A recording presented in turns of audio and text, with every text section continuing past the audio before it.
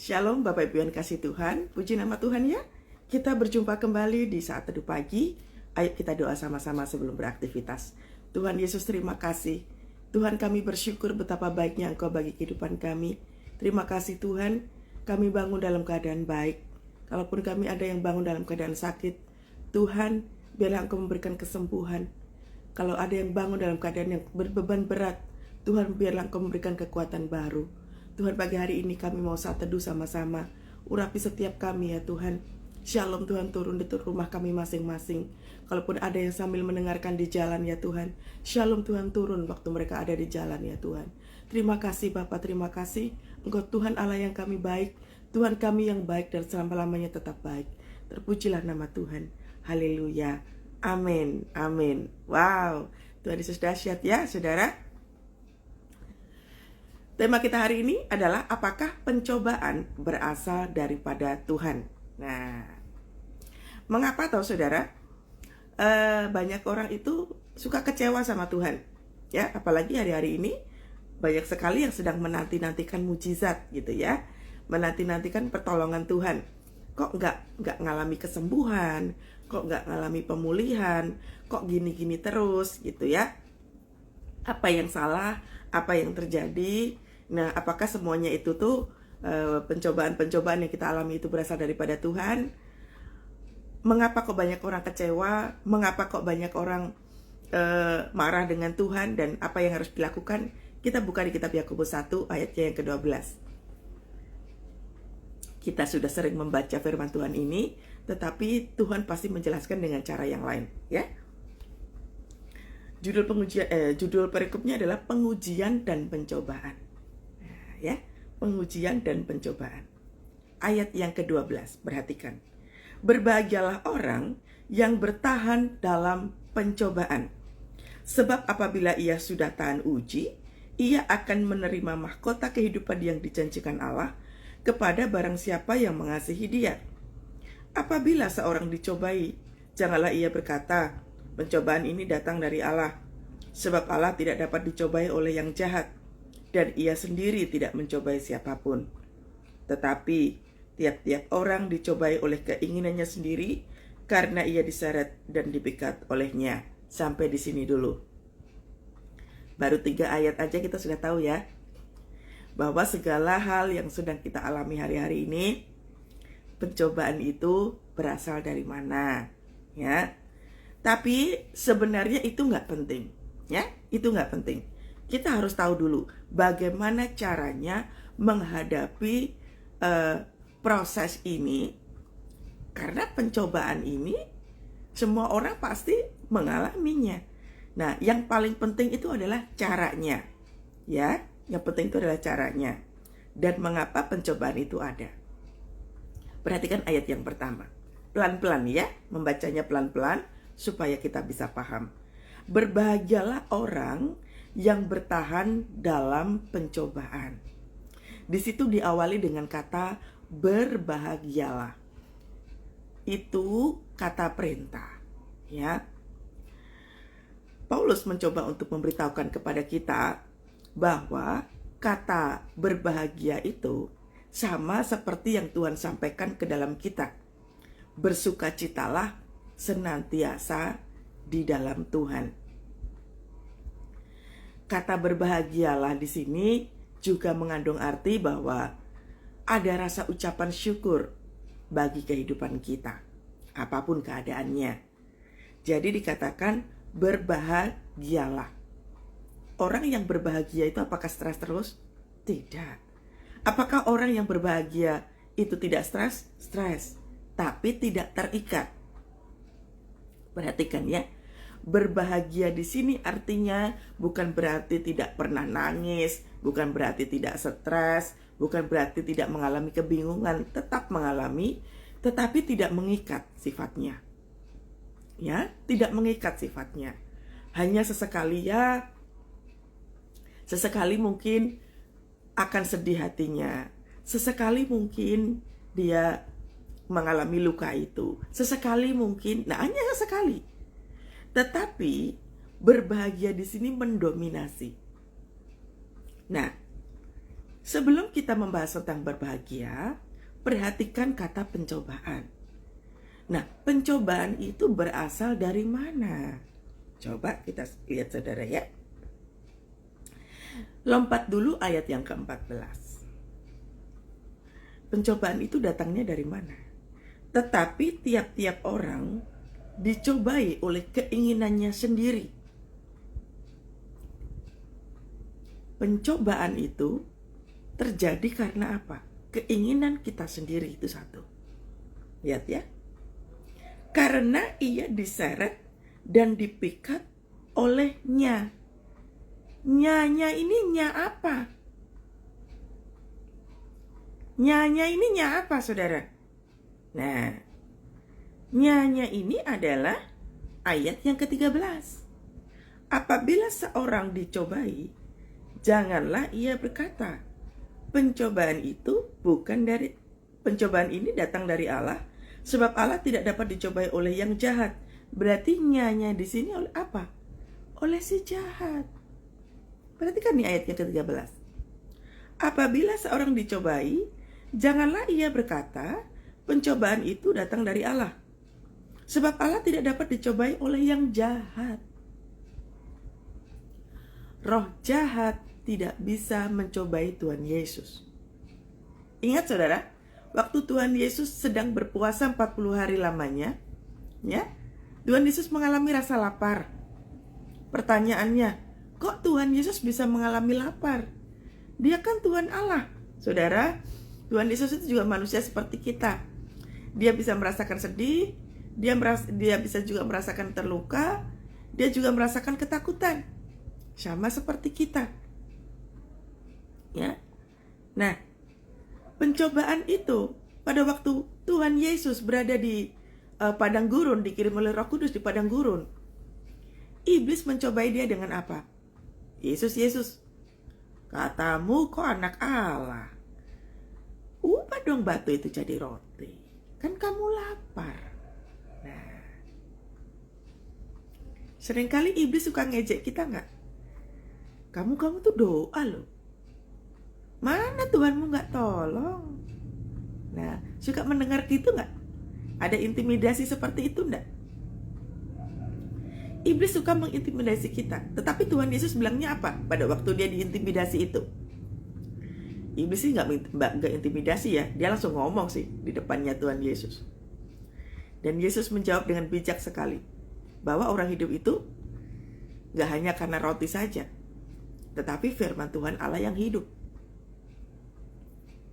Jadi makanan iya, tetapi bukan berarti tidak makan dengan makanan-makanan rohani. Nah, Tuhan mencoba membungkam perkataan iblis dengan apa? Pikiran-pikiran kamu tuh jangan cuma soal makanan aja, iblis. Tapi perhatikan firman Tuhan. Perhatikan pengajaran Tuhan. Perhatikan apa yang Tuhan mau dalam kehidupan kita. Nah, dengan bahasa lainnya seperti itu. Nah, coba. Pencobaan sudah jelas ya, bahwa pencobaan itu bukan berasal daripada Tuhan. Jadi jangan pernah mengatakan bahwa aku lagi dicoba nih.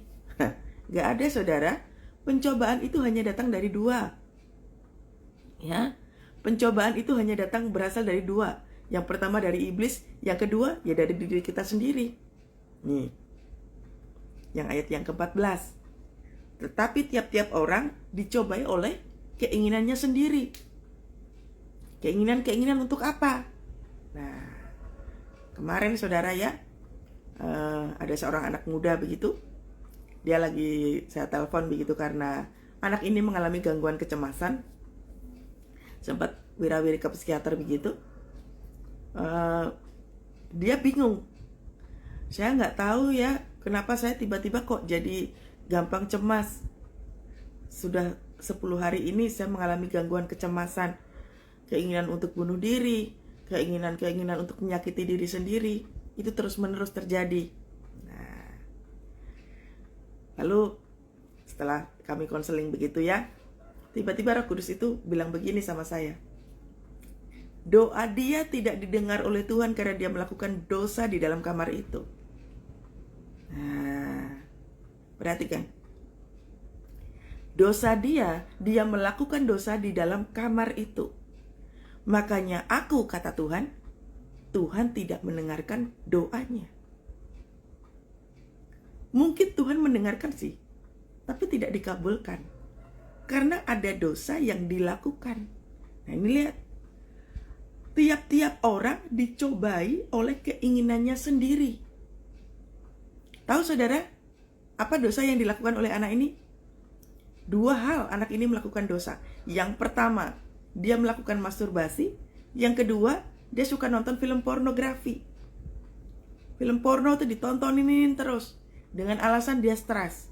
Dia frustrasi dengan keadaan keluarganya. Dengan keadaan ekonominya dia. Anak ini belum menikah. Saya katakan, dosa yang kamu perbuat itu, yang membuat doamu itu nyangkut. Gak terjadi. Tuhan bisa menunda loh ya. Tuhan bisa menunda untuk menjawab doa kita selama kita belum mengalami pengudusan. Ingat, waktu kita masuk dalam hadirat Tuhan, seringkali kita tuh kan suka kecewa toh sama Tuhan. Tuhan, mana tuh jawaban doamu? Aku udah pelayanan. Sama nih seperti si anak ini. Anak ini udah pelayanan. Saat teduh tiap hari. Mengasihi Tuhan, Kristen. Doa terus untuk keluarga. Tapi kenapa kok tidak terjadi terobosan dalam keluarganya? Tuhan katakan melalui saya bahwa anak ini telah jatuh dalam dosa. Lihat, tiap-tiap orang dicobai oleh keinginannya sendiri. Kesukaan untuk nonton film porno. Mana mau sih rumah kita ini? Roh Kudus mau tinggal di dalam rumah kita kalau rumah kita itu tontonannya tontonan porno. Kira-kira mau nggak Tuhan Roh Kudus? Yang nggak mau. Semua orang yang masuk dalam hadirat Tuhan tidak boleh ada embel-embel dosa. Nah pertanyaannya, Bu, kita itu kan hidup dalam dunia ini, nggak mungkin kan nggak berbuat dosa. Betul. Terkadang kita masih melakukan dosa. Yang saya maksud adalah tidak terikat dengan dosa. Hati-hati. Sekalinya kamu nonton film porno, kamu akan ketagihan terus-menerus. Itu mengikat. Sekalinya kamu hutang, sekali aja kamu hutang, keenaan ada jalan keluar dengan cepat dengan utang, kamu akan utang terus. Gesek kartu kredit 0%. Nah, ya. Wah, sekarang itu pinjaman online banyak banget. Gesek kartu kredit gampang. Sekalinya kita masuk dalam dosa sekali, akan terus-menerus begitu. Gak mengandalkan Tuhan. Dosa apa lagi? Sekalinya bikin tanda tangan palsu, wah keluar tuh, ya, uang-uang, korupsi misalkan. Udah enak nih, tinggal tanda tangan palsu, di stempel, keluar duit, puluhan juta. Sekalinya dosa, dilakukan terus-menerus, itu mengikat, itu yang tidak diizinkan Tuhan. Itu yang tidak diizinkan Tuhan. Itulah mengapa waktu kita datang, doa Bapa kami diajarkan apa? Ampunilah kesalahan kami. Ampunilah kesalahan kami. Kita yang tahu kok dosa kita apa. Jangan pernah kalau doa tuh begini, Tuhan ampuni dosa saya kalau saya ada yang salah. Tidak tepat menggunakan kalimat kalau saya ada salah, ampuni saya Tuhan, itu doa yang salah.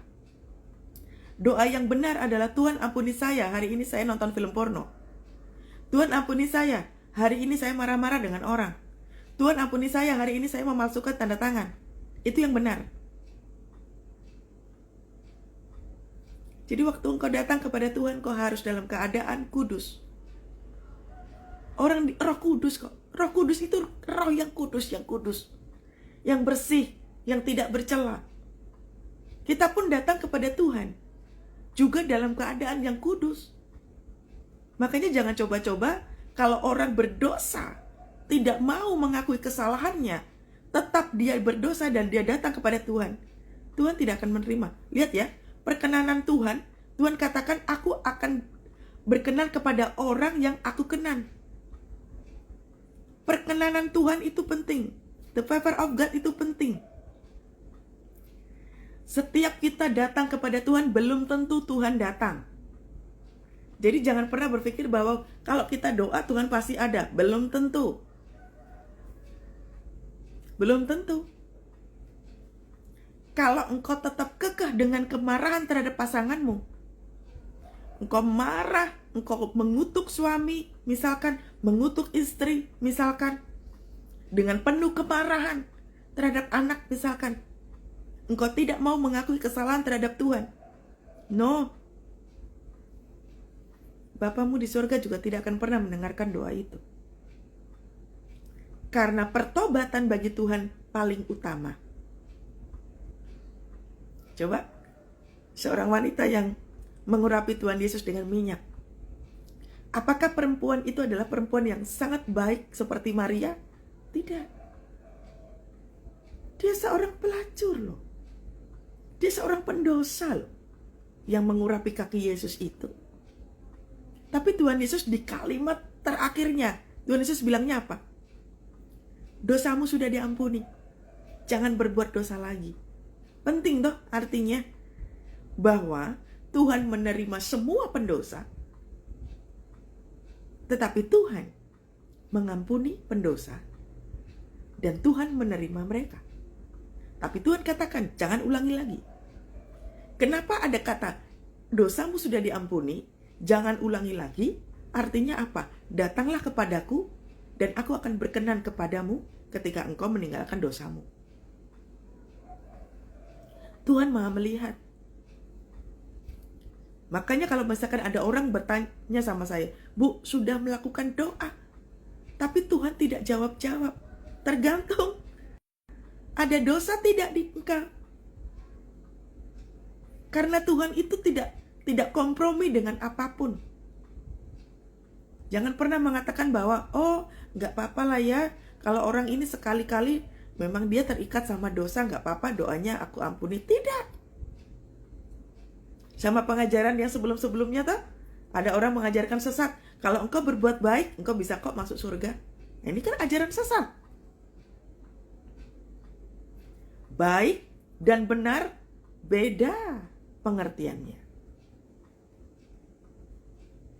Orang jahat juga bisa berbuat baik. Tapi orang jahat tidak pernah tahu kebenaran. Jadi, kalau bertanya, apakah pencobaan itu berasal daripada Tuhan? Ya jelas enggak. Yang pertama sudah pasti dari diri kita sendiri. Ini ayat yang ke-14. Dicobai oleh keinginannya sendiri. Jadi kalau misalkan contohnya nih, contoh. Tuhan sudah katakan bahwa Tuhan tidak menyukai perceraian dan engkau ternyata bercerai. Berarti, lihat ayatnya, ayat yang ke-12. Kalau kasusnya tentang perceraian, kalau kasusnya tentang hutang misalnya, ini saya kasih contoh saja ya. Tuhan tetap ajarkan berbahagialah. Jadi jangan hilang sukacita kalau engkau terima konsekuensi sekarang ini. Tuhan mengampuni semua kehancuran kehidupanmu. Entah itu kehancuran karena perceraian, entah itu kehancuran karena hutang, entah itu kehancuran karena dosa pribadimu. Ya, kayak tadi tuh, kayak si anak muda tadi tuh yang suka nonton film porno, suka melakukan masturbasi. Ya. Tuhan menerima itu. Tuhan katakan bahwa ketika engkau hidup dalam pencobaan, Tuhan katakan berbahagialah itu. Karena apa? Supaya dalam pencobaan itu ia tahan uji. Tapi syaratnya apa? Bertobat terlebih dahulu. Tuhan menerima semua pendosa. Sakeus diterima oleh Tuhan. Ya. Paulus itu, coba. Paulus itu kan dulunya pembenci Tuhan. Tapi dia dipakai dahsyat oleh Tuhan. Ya. Kita keadaan seperti apa, kehancuran seperti apapun yang sedang kita alami hari-hari ini, Tuhan menerima kita, asalkan syaratnya adalah kita bertobat. Syaratnya adalah kita bertobat. Maka Tuhan berkenan dalam hidup kita. Dosa kita diampuni, tapi ada tapinya. Konsekuensi daripada pencobaan yang kita lakukan itu tetap jalan.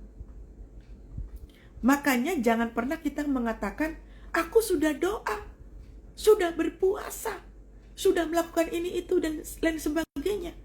Tapi mana janji Tuhan? Loh, kok klaimnya sama janji Tuhan? Klaimnya bukan janji Tuhan, saudara. Karena kita sedang menyelesaikan konsekuensi. Tuhan sedang menyelesaikan konsekuensi. Kita sedang diminta Tuhan menyelesaikan konsekuensi. Amin. Jadi jangan pernah mengatakan bahwa sudah doa Tuhan gak tolong. Engkau ini lagi bayar utang dosa yang engkau perbuat. Makanya Tuhan kasih kemurahan sama kita.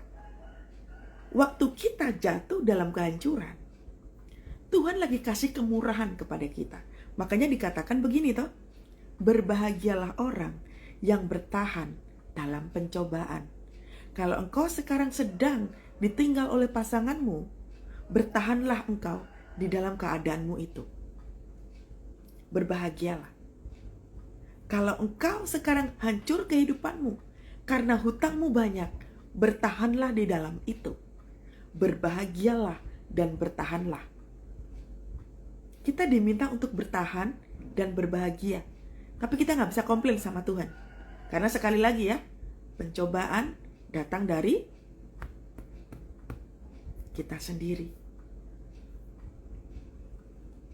Jadi ngerti ya, kalau kita sesak hati, makanya Sadrak, Mesak, dan Abednego, dia itu kan sebenarnya adalah apa? Dia cinta Tuhan. Tapi coba lihat, dia mengatakan begini, di tengah-tengah dapur perapian itu, Sadrak, Mesak, dan Abednego, dia mengatakan bahwa ditolong Tuhan atau tidak, aku tetap akan menyembah Tuhan. Paulus dan Silas, mereka waktu berada di dalam penjara, waktu berada di dalam penjara, mereka apa? Menyembah Tuhan toh. Mereka diutus loh sama Tuhan penginjilan. Kira-kira mereka bisa nggak komplain sama Tuhan? Tuhan, aku ini penginjilan, kok engkau nggak tolong aku, bisa nggak kira-kira dia komplain? Ya bisa aja. Tapi dia tetap menyembah Tuhan loh. Pencobaan itu berasal dari iblis. Jadi kita mesti tahu, pencobaan dari iblis atau pencobaan dari diri kita sendiri. Tapi kita tidak bisa komplain sama Tuhan. Tapi kita harus tahu bahwa sekalipun itu karena dosa kita, sekalipun itu karena perbuatan iblis juga, Tuhan kasih kemurahan sama kita. Tuhan kasih clue-nya. Yang pertama clue-nya adalah berbahagialah. Kunci, ini Tuhan kasih kunci, berbahagialah. Kalau stres, secukupnya. Frustrasi, secukupnya. Amin. Jadi kita gak bisa komplain, saudara, sama Tuhan. Karena Tuhan memberikan kita kehidupan. Hidup sesuai dengan tuntunan Tuhan. Kemarin di saat teduh kemarin kita sudah bahas, hiduplah sesuai dengan tuntunan Tuhan, supaya hidup kita baik. Sama halnya ketika engkau sedang sakit kanker misalkan contoh, atau engkau sedang sakit apa, Tuhan udah katakan, aku suruh engkau mengampuni, tapi engkau gak mau mengampuni. Akhirnya engkau jatuh sakit.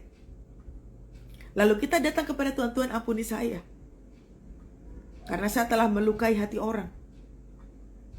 Dan sekarang saya kena sakit. Ampuni saya Tuhan, sembuhkan saya. Mungkin waktu doa itu berkali-kali gak mengalami kesembuhan, gak masalah. Tuhan katakan apa? Berbahagialah ketika engkau di dalam pencobaan. Sebab apabila ia sudah tahan uji, perhatikan, mau hancurnya kayak apapun dikatakan, Sebab apabila engkau tahan uji, ia akan menerima mahkota kehidupan.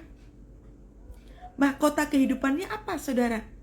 Dipromosikan sama Tuhan. Naik kelas. Dipromosikan sama Tuhan. Tuhan tidak akan mempromosikan saya sebagai seorang hamba Tuhan sebelum saya pulih dulu dari sakit mental. Saya bertahun-tahun kena sakit mental, gak pulih-pulih. Dipulihkan dulu sama Tuhan. Saya dulu suka sekali dugem. Wah, rokok gitu ya. Minum obat gitu ya. Ngobat gitu. Saya bertobat dulu. Baru dipakai Tuhan. Itu namanya promosi.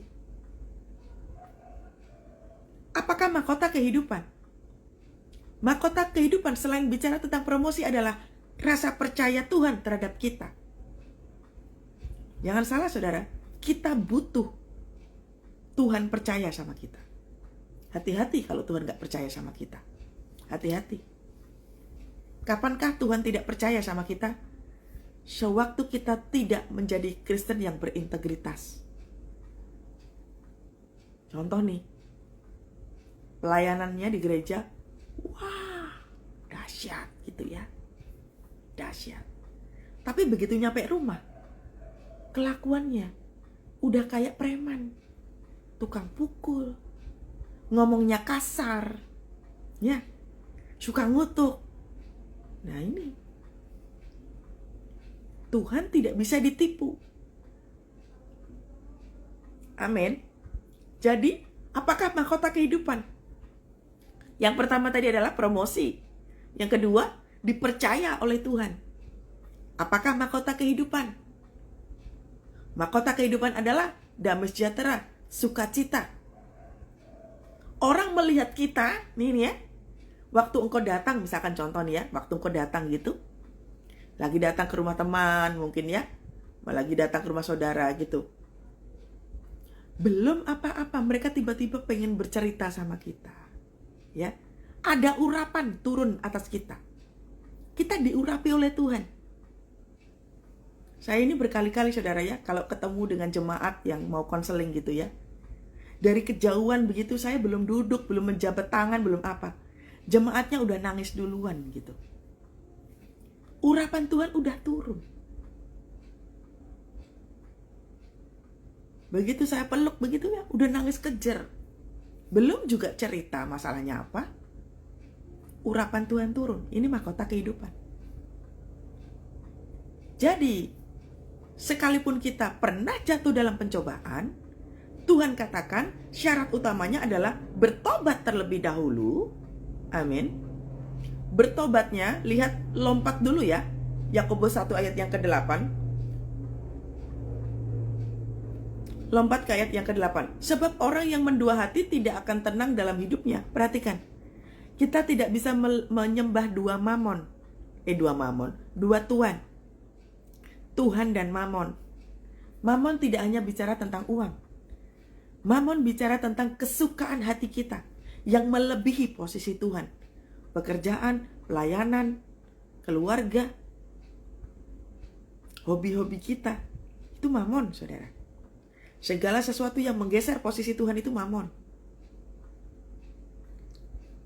Jadi syaratnya adalah pertobatan. Makanya, sebelum kita komplain sama Tuhan, cek dulu diri sendiri. Udah bertobat atau belum?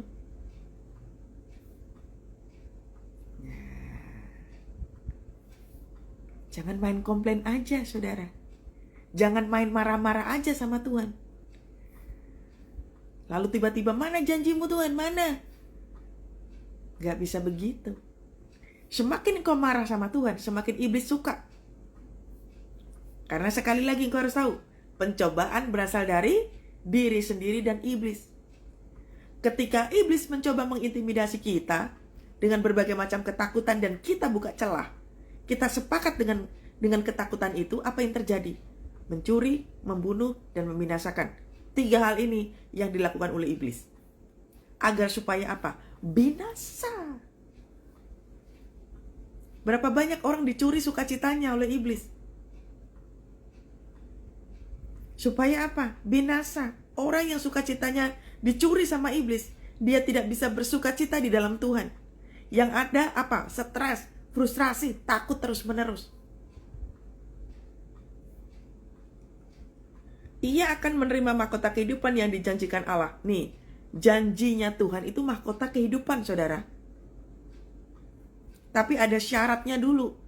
Mahkota kehidupan akan kita terima kalau kita tahan uji. Seringkali kita baru dicoba seperti itu saja, kita nggak tahan uji. Karena apa? Kita tidak menggunakan perlengkapan senjata Allah. Suruh doa aja males banget. Suatu kali ada orang DM sama saya, "Bu, saya dada saya sesak, Bu." Saya tanya, "Saat teduhnya gimana, Bu?" "Itulah, Bu. Saya itu jarang, Bu, berdoa." Lihat, terus saya jawab apa, saudara? Selama kita itu skip jam doa, Anda bunuh diri, itu namanya. Selama engkau melewatkan diri untuk baca firman Tuhan, engkau bunuh diri namanya. Apalagi kalau engkau menghujat Tuhan, engkau bunuh diri namanya. Di saat teduh kemarin kita kan udah baca ya, bahwa langit dan bumi itu ciptaan Tuhan. Kita ini hanya numpang di dalam langit di bumi ini. Kita cuma numpang. Lah kalau kita itu marah-marah sama yang bikin, kira-kira kita diusir atau tidak? Puji Tuhan loh, kita tuh nggak diusir sama Tuhan. Coba aja Anda jadi anak kos, udah nggak bayar, maki-maki ibu kosnya gitu, kira-kira Anda diusir nggak? Diusir lah. Nah, kita itu punya rasa kesopanan nggak? Ada rasa santun tidak dengan Tuhan? Udah numpang di bumi, diberkati tiap hari, tapi ngucap syukur saja kita susah. Selalu ada konsekuensi ketika orang tidak bisa mengucap syukur. Ini pencobaan loh. Selalu ada konsekuensi ketika kita menghina Tuhan. Itu pencobaan loh. Selalu ada konsekuensi waktu kita tidak mau melakukan firman Tuhan. Itu pencobaan. Kita terpikat oleh diri kita sendiri. Terpikatnya apa? Marah dengan Tuhan, kecewa dengan Tuhan, mundur dari Tuhan. Jangan heran ketika kita jadinya apa? Stres berkepanjangan. Lalu dengan alasan stres apa? Mabok. Dengan alasan stres apa? Melakukan free sex, ngobat, narkoba. Dipakai alasan untuk itu. Makanya Tuhan saklek banget kan? Aku tidak kompromi dengan dosa. Tuhan gak bisa kompromi, saudara. Makanya sekali lagi saya seringkali mengatakan bahwa ada standar. Standar kekristenan kita gak sama dengan orang-orang dunia. Gak usah iri juga kalau mereka ditolong sementara kita belum atau tidak. Gak usah iri, karena standar itu penting. Ya. Buat apa kita sampai mengatakan bahwa kenapa ya orang-orang di luar sana itu yang gak bertuhan, kok hidupnya diberkati? Karena pikiranmu berkat itu hanya tentang materi. Sehingga kau tidak bisa mengucap syukur di dalam Tuhan. Ini pencobaan namanya. Membuat asumsi pribadi, membuat keputusan sendiri tanpa Tuhan, itu pencobaan. Asumsi kamu adalah engkau tidak percaya Tuhan. Asumsi kamu adalah Tuhan tidak menolong, Tuhan tidak mendengar doa, Tuhan tidak mengabulkan doa. Itu asumsi yang kita buat sendiri. Itu pencobaan namanya. Sewaktu kepepet nih, mau bayar utang gak bisa, engkau terganggu hatimu, kau pengen, lalu tiba-tiba iblis nih, ya, wah naruh nih di depan mata persis nih, ada pinjaman online gampang, setengah menit langsung keluar duit. Wah, tergoda gak hatimu? Itu pencobaan. Waktu engkau berkeputusan tanpa Tuhan, itu pencobaan. Makanya kalau engkau kelilit utang sekarang, pencobaanmu selesaiin dulu. Tapi Tuhan kasih kemurahan. Lihat, berbahagialah orang yang bertahan dalam pencobaan. Jadi bertahanlah di dalam proses itu, dengan bahasa lain. Karena pencobaan-pencobaan yang engkau buat sendiri itu, sekarang bertahanlah untuk hidup dalam pemulihan. Dengan kata lain, jubah lama kita lagi dilepas sama Tuhan. Bertahan saja. Karena waktu kita bertahan, dinyatakan lolos oleh Tuhan, maka mahkota kehidupan itu akan ada. Dipromosikan, dipercaya Tuhan, hidup dalam pengurapan Tuhan, dipakai Tuhan dahsyat, penuh dengan damai, sejahtera, sukacita, hidup sehat, tubuh, jiwa, dan rohnya sehat. Ya. Dan apabila, jadi tiap-tiap orang dicobai oleh keinginannya sendiri. Dan apabila keinginan itu telah dibuai, ia melahirkan dosa. Makanya tadi seperti yang anak muda tadi tuh. Saya itu asyar, Bu. Saya doa, Bu, tiap hari. Doa, pujian, penyembahan, baca firman Tuhan tiap hari, Bu. Saya melayani Tuhan, Bu. Tapi kok enggak terjadi ya terobosan dalam keluarga saya, Bu. Saya tanya dulu nih, backgroundnya keluarganya kayak mananya, ininya seperti apa. Kebetulan mamanya masih Buddha, ya. Di dalam keluarganya itu ada yang main free sex gitu. Lalu tiba-tiba Roh Kudus katakan sama saya begini, dia pun melakukan dosa di ruang doa dia. Lihat, apabila keinginannya itu dibuahi, alasan-alasan stres, makanya hati-hati ya, orang-orang yang stres, itu sasaran empuknya, iblisnya lagi ngantri di depan kita kalau kita lagi stres. Karena apa? Iblis tahu, stres itu obat manjurnya adalah dosa.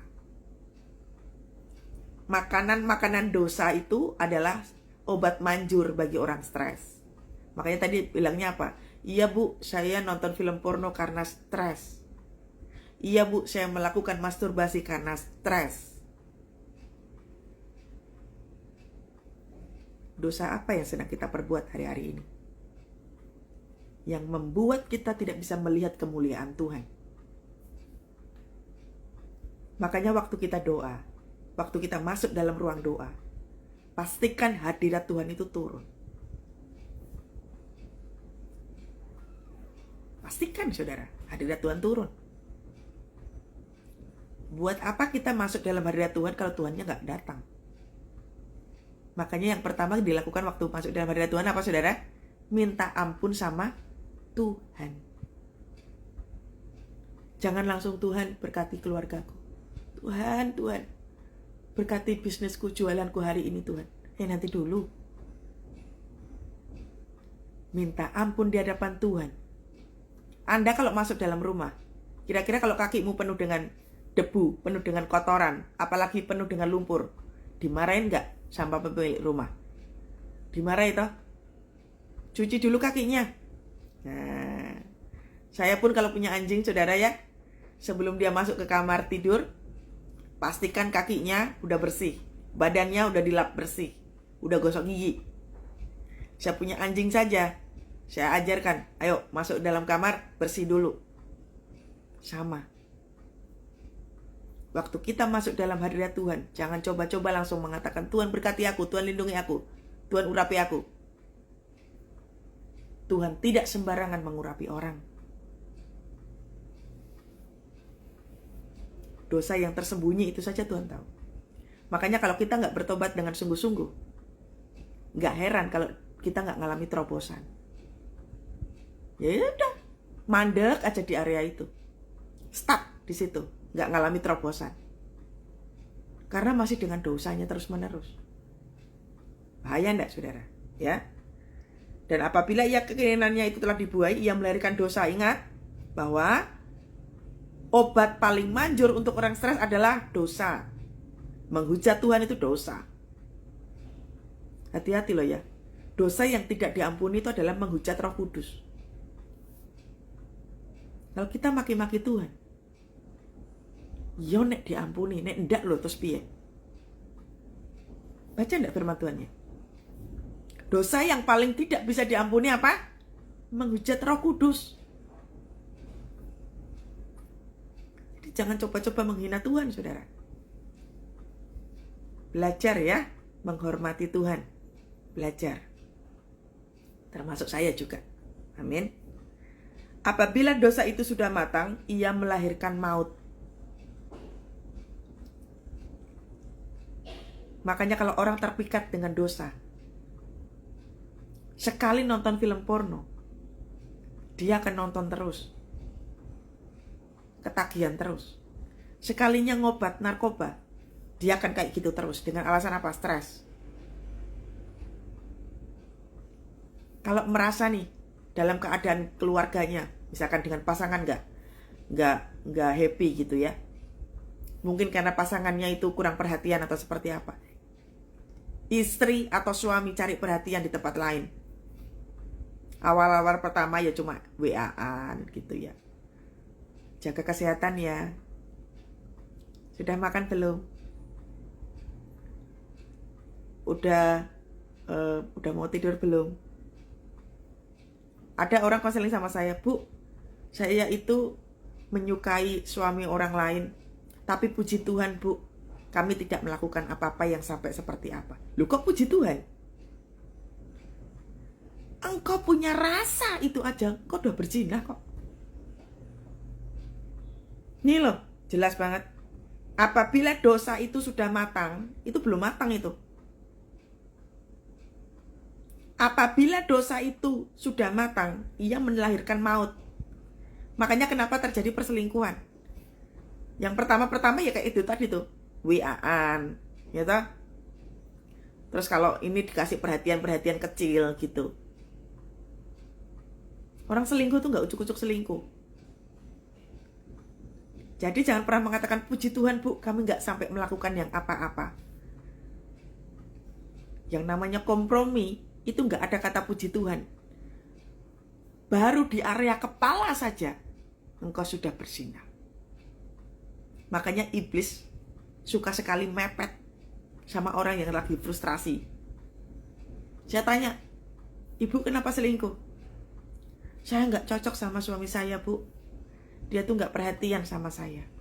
Nah, alasan tidak perhatian, lihat ini, dicobai oleh keinginannya sendiri, berkeputusan sendiri. Nah, lihat-lihat suami orang. Jangan pernah mengatakan puji Tuhan, Bu, gak melakukan apa-apa. Engkau main di area pikiran, iblis mepet-mepet, itu pun sudah dosa di mata Tuhan. Makanya jangan heran gak terjadi terobosan toh. Gak boleh ada dosa, saudara. Gak boleh ada dosa. Mari pagi hari ini, saudara ya, serius, periksa diri. Jangan cuma marah-marah terus sama Tuhan. Dosa apa yang mengikat engkau? Kalau kemarin orang mengatakan, Bu, kita itu kan hidup masih di dunia ya pasti masih melakukan dosa. Yo iyo, kita masih melakukan dosa, tapi kan orang ikat. Contoh nih, contoh ya, contoh. Saya bikin kesalahan kemarin gitu ya. Saya marah dengan orang gitu ya. Gara-garanya tuh begini. Ada salah satu teman itu bilang begini sama saya. Gak usah melo-melo. Orang cuma anjing aja kok sampai melo-melo kayak begitu. Wah, sakit hati loh saya itu digituin. Saya itu kan baru aja melepas anjing saya gitu ya. Hanya pecinta anjing yang tahu rasanya kehilangan itu, hanya pecinta anjing. Tapi kalau engkau bukan pecinta anjing, jangan pernah mengatakan bahwa alah wong cuma anjing aja. Anjing baru saya lepas hari Minggu. Tiba-tiba hari Senin teman saya bilang, gak usah melo. Orang cuma anjing aja. Saya diemin, saudara itu. Saya gak ngomong seperti apa gitu ya. Itu aja saya kena tegur sama Tuhan. Nggak usah panas hati. Dijaga hatimu, Kathy. Nah, itu dosa namanya. Ya minta ampun sama Tuhan. Tuhan ampuni saya. Tuhan aku salah. Tuhan aku salah. Nah, itu namanya dosa. Kita minta ampun. Itu kan nggak mengikat. Tapi yang mengikat itu seperti apa, saudara? Misalkan, itu tadi tuh. Masih nonton film porno. Ya. Masih suka-suka apa tuh namanya? Bikin tanda tangan palsu. Ya dosa apa saja lah ya. Yang mengikat. Itu yang tidak diizinkan. Jadi, saudara, sudah tahu ya, bahwa dosa itu jangan pernah mengatakan gak terjadi apa-apa kok, Bu. Ada pasangan anak muda, saudara, datang kepada saya tanya, kamu kalau lagi pacaran gimana? Enggak kok, Bu, gak sampai apa-apa. Ya, cuman gitu-gitu aja kok. Itu udah berzina loh. Itu udah free sex. Free sex itu tuh pengertiannya apa toh? Orang lagi pegang-pegang gitu aja udah free sex kok. Sentuh-sentuh ke bagian area-area yang sensitif itu aja udah free sex. Makanya kau anak-anak muda yang belum menikah, sampai engkau melakukan hal-hal seperti itu udah free sex.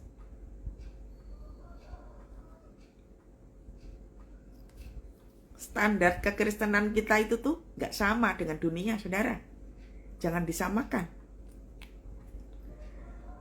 Kalau ada pasangan yang datang kepada saya bilang begini, iya Bu, karena kami itu pasangan yang lama sekali gak punya anak, dokter menyarankan kami nonton film porno. Ajaran dunia kayak begitu. Anda ngikutin standarnya Tuhan atau standarnya dunia? Gak ada film porno itu baik untuk kita. Menjijikkan iya, tapi itu gak baik. Pakai standarnya Tuhan. Kalau Tuhan belum memberikan engkau benih anak, ya sudah. Lakukan aja menyenangkan hati Tuhan. Terkadang kita pun kalau misalkan datang ke dokter, ke psikiater, ke psikolog, atau kita lagi curhat sama siapapun, ujilah setiap nasihat demi nasihat.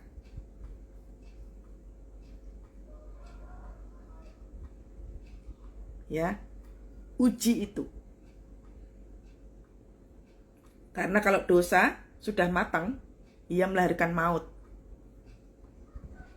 Kapan hari ada orang yang konseling sama saya, ibu-ibu melakukan free sex-nya itu, suami dia akan melakukan hubungan dengan suaminya sebelum dia melakukannya dengan orang lain. Suaminya lagi yang nyuruh, dengan pegawainya lah, dengan siapanya lah.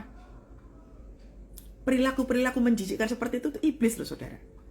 Kalau Anda nggak buru-buru bertobat, itu mengikat. Dosa itu nular sifatnya.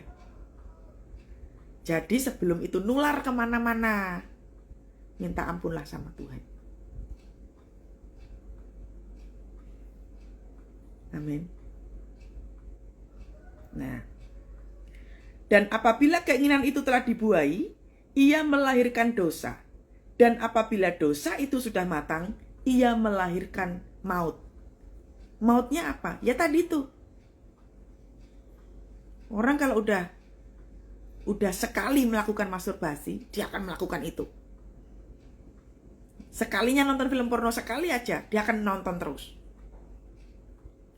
Utang sekali, 2 kali, 3 kali utang terus.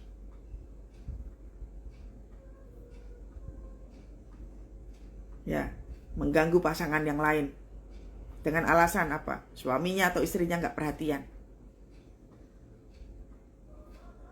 Itulah pentingnya jadi imam, itulah pentingnya jadi tiang doa. Amin. Jadi dikatakan begini, saudara-saudara yang kukasihi, janganlah sesat nih loh. Ayat yang ke-16. Saudara-saudara yang kukasihi, janganlah sesat. Jadi sesat ini, yang dimaksudkan sesat ini pengajaran apa toh? Pencobaan itu tadi tuh loh. Alasan-alasan yang tadi tuh, saya stres, makanya saya melakukan ini. Saya selingkuh karena ini. Ya saya begini kan karena begitu. Nah, keputusan-keputusan yang kita ambil, yang kita buat, pencobaan yang kita buat sendiri itu sesat sifatnya. Makanya kita susah mengalami terobosan. Sama kayak saya kan. Tuhan tidak memulihkan saya secara sakit mental. Bertahun-tahun sakit mental saya nggak pulih. Kenapa? Yo iya. Tiap hari saudara. Saya itu minum terus. Ngerokok. Terus aduh ngerokok itu udah kayak apa aja. Pergaulan saya itu buruk sekali. Apalagi di zaman-zaman itu saya kerja itu pergi keluar kota itu berkali-kali. Makanya nggak ngalami terobosan. Semua orang yang tidak mengalami terobosan karena apa? Terikat dengan dosa. Standar Tuhan adalah kudus. Makanya waktu pertobatan terjadi, sakit mentalnya itu sembuhnya ya ampun, semudah itu. Semudah membalikkan telapak tangan. Padahal saya sudah bertahun-tahun pergi ke psikiater. Minta doa pendeta kemana-mana, gak sembuh-sembuh mentalnya. Yang bisa menyembuhkan itu adalah pertobatan. Makanya terobosan terjadi. Kalau nggak bertobat ya nggak bisa. Karena ada standar. Ya. Jadi jangan sesat. Jangan disesatkan oleh pemikiran kita sendiri. Udahlah nggak usah doa. Tuhan nggak jawab kok. Ini sesat. Percuma doa. Tuhan gak mendengarkan, Tuhan tega sama saya, itu sesat. Engkau menyesatkan pikiranmu sendiri. Makanya yang terjadi apa? Melahirkan maut, penderitaan. Berapa banyak orang yang meninggalkan Tuhan hidupnya menderita? Coba aja Anda merefleksi diri sekian tahun yang lalu. Berapa lama Anda meninggalkan Tuhan? Hasilnya apa kalau meninggalkan Tuhan? Setiap pemberian yang baik dan setiap anugerah yang sempurna datangnya dari atas. Jadi waktu kita itu udah ancur-ancuran, wes to. Nyerah saudara. Setiap pemberian yang baik dan setiap anugerah yang sempurna datangnya dari atas. Diturunkan dari Bapa segala terang.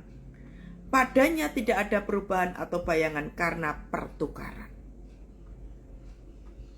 Atas kehendaknya sendiri ia telah menjadikan kita oleh firman kebenaran supaya kita pada tingkat yang tertentu menjadi anak sulung di antara semua ciptaannya. Nah, jadi udah tahu ya saudara bahwa yang sedang kita alami sekarang ini, kalau engkau bertanya-tanya, kenapa aku susah sekali mengalami terobosan? Cek dulu, dosamu apa? Yang mengikat engkau, yang membuat engkau gak bisa mengalami terobosan itu apa? Ingat ya saudara ya, kita itu kalau melakukan doa, ya, namanya doa itu kan seperti melepaskan panah gitu ya. Saya itu menggambarkan kalau lagi doa itu seperti melepaskan anak panah gitu.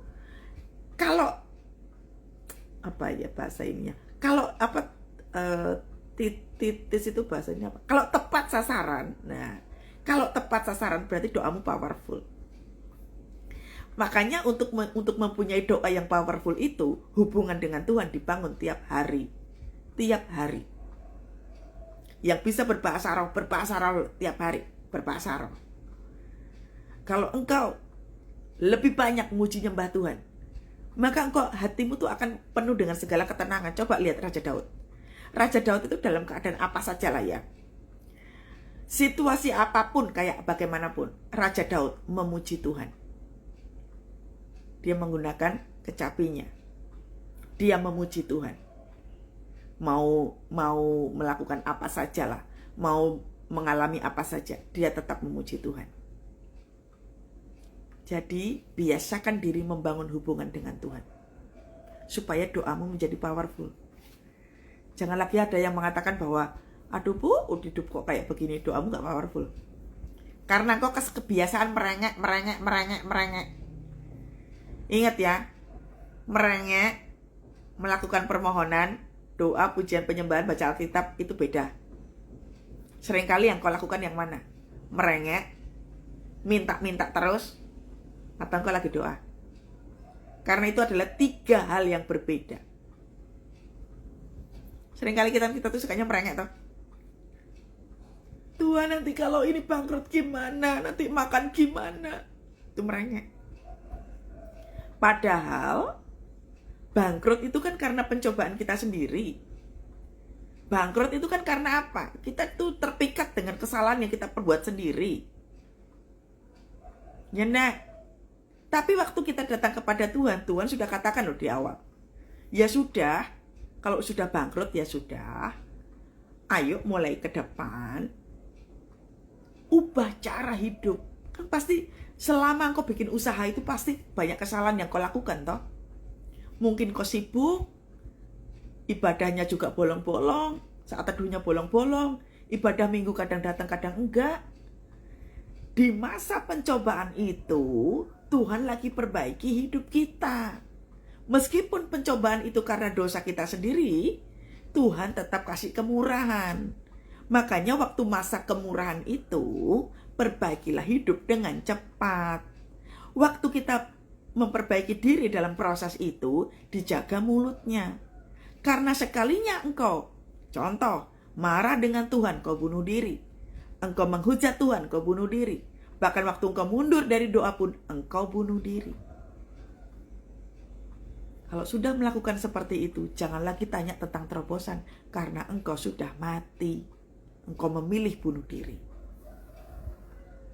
Bunuh diri itu nggak harus menjatuhkan diri dari apartemen turun ke bawah. Nggak hanya itu loh. Waktu kita nggak percaya sama Tuhan itu udah bunuh diri. Engkau menghujat Tuhan pun, Tuhan tega sama saya, Tuhan nggak tolong saya, itu pun kamu bunuh diri.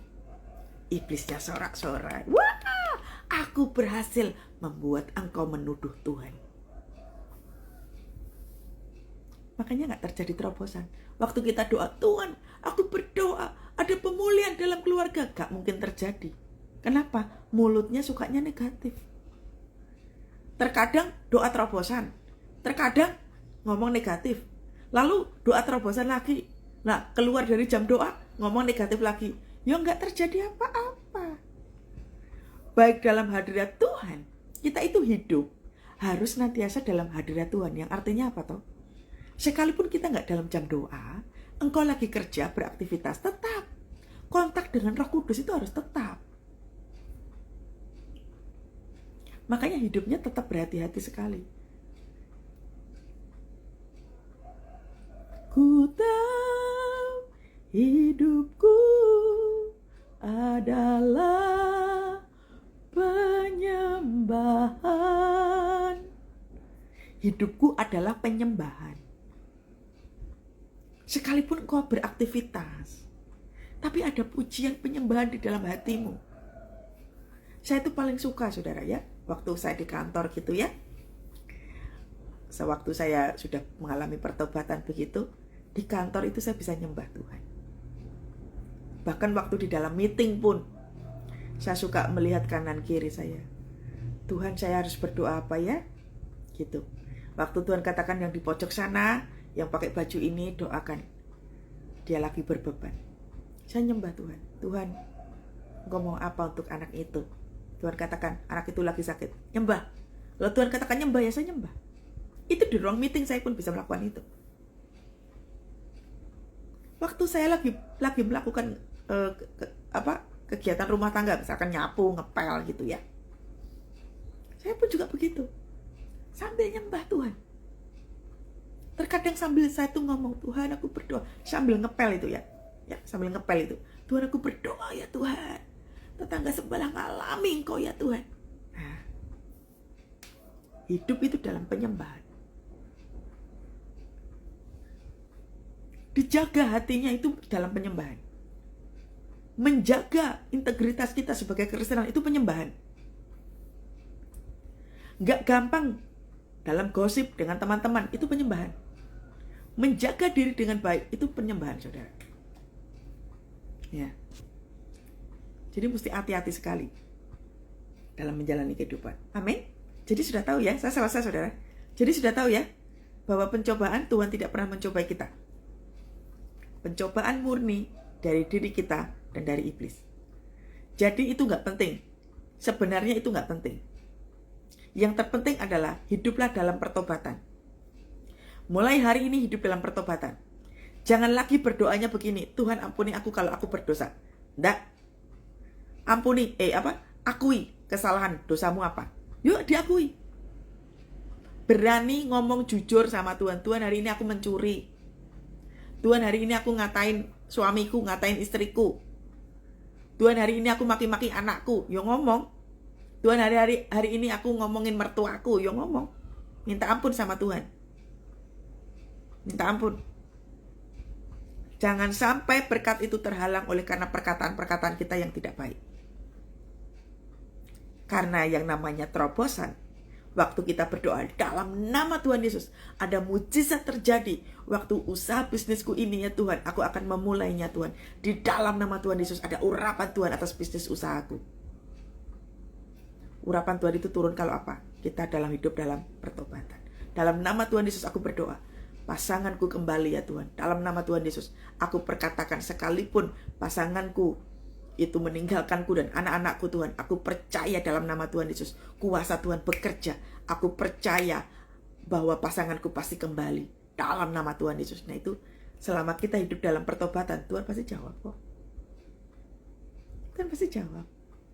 Mahkota kehidupan pasti ditaruh di dalammu. Meskipun waktu di pertamanya kau salah, gak masalah.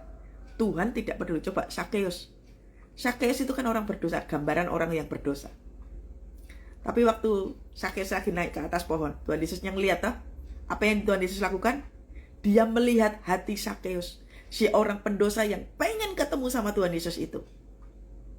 Tuhan Yesus selalu hadir pada orang-orang yang memiliki rasa haus dan lapar.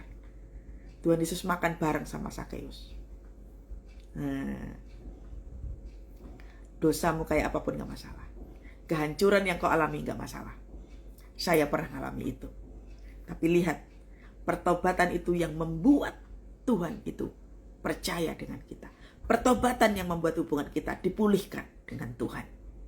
Ya, itu jauh lebih penting dari semua permohonan doa kita itu. Ya, oke, selesai saudara. Ayo kita doa sama-sama.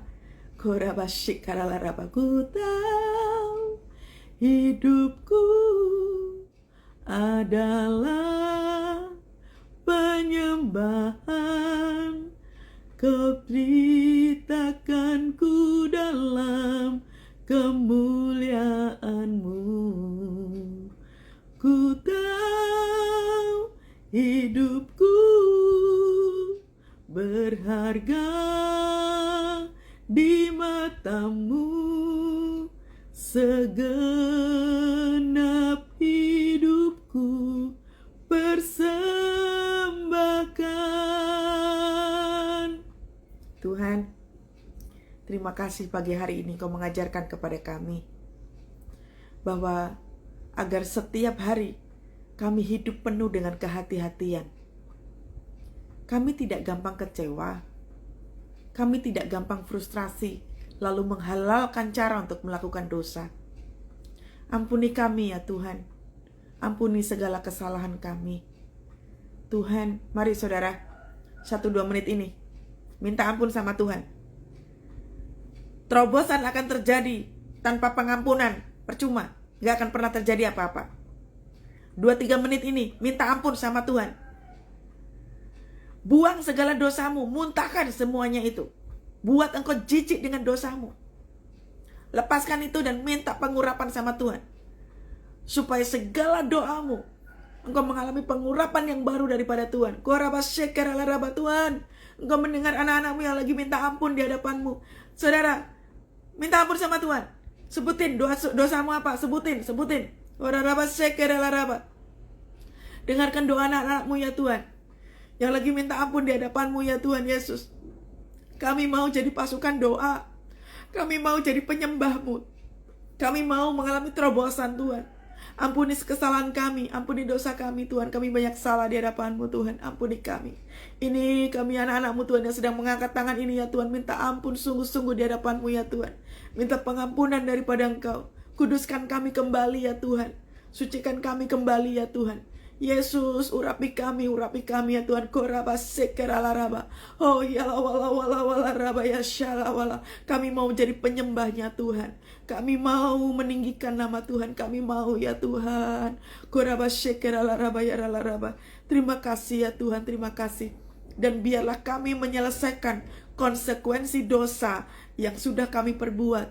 Kalaupun sekarang ini kami hidup dalam pencobaan, Tuhan biarlah kami tahan uji. Kami mau tetap melekat kepada Tuhan. Tuhan, kami mau melekat kepadamu. Selamatkan aku, selamatkan keluargaku. Selamatkan orang-orang yang tinggal sama aku ya Tuhan. Ini aku ya Tuhan. Terima kasih Bapa, terima kasih. Kami percaya kami pulih. Kami percaya kami sembuh. Di dalam nama Tuhan Yesus. Di dalam nama Tuhan Yesus. Saudara, ada yang sedang mengalami sakit penyakit. Tuhan katakan, sembuh itu bonus. Tapi Tuhan mau engkau meminta ampun sama Tuhan atas semua perilaku kehidupanmu. Engkau terlalu kasar dengan orang lain. Minta ampun sama Tuhan, minta ampun sama Tuhan. Tuhan, ada anak-anakmu yang lagi sakit hari ini. Susah mengalami kesembuhan. Tuhan Yesus, biar engkau mengampuni dosa anak-anakmu ini yang lagi sakit ini ya Tuhan. Ada perkenanan Tuhan turun ya Tuhan Yesus. Sehingga boleh mengalami kesembuhan batin ya Tuhan. Oh Tuhan, anakmu lagi minta ampun di hadapan-Mu Tuhan. Sembuhkan lukanya ya Tuhan. Sembuhkan ya Tuhan. Dalam nama Yesus. Dalam nama Tuhan Yesus. Dalam nama Tuhan Yesus. Oh raba syekara laraba laraba. Terima kasih Bapa, terima kasih. Segala puji hormat kemuliaan hanya bagi nama Tuhan. Engkau Tuhan Allah yang kami sanjung. Engkau Tuhan Allah yang kami muliakan. Ya Tuhan, ku kagum hormat akan Engkau. Ku kagum hormat akan Engkau. Kau Allah yang layak dipuji. Ku kagum akan Engkau. Terimalah berkat daripada Allah Bapa, Putra dan Roh Kudus memenuhi kita semua mulai pagi hari dan sampai selama-lamanya.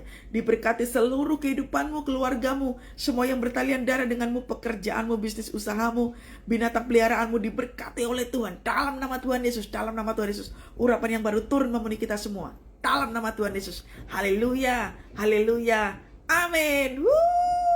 Tuhan Yesus dahsyat. Tuhan Yesus luar biasa. Haleluya. Selamat beraktivitas saudara. Sampai ketemu besok pagi. Semangat di dalam Tuhan ya. God bless semuanya.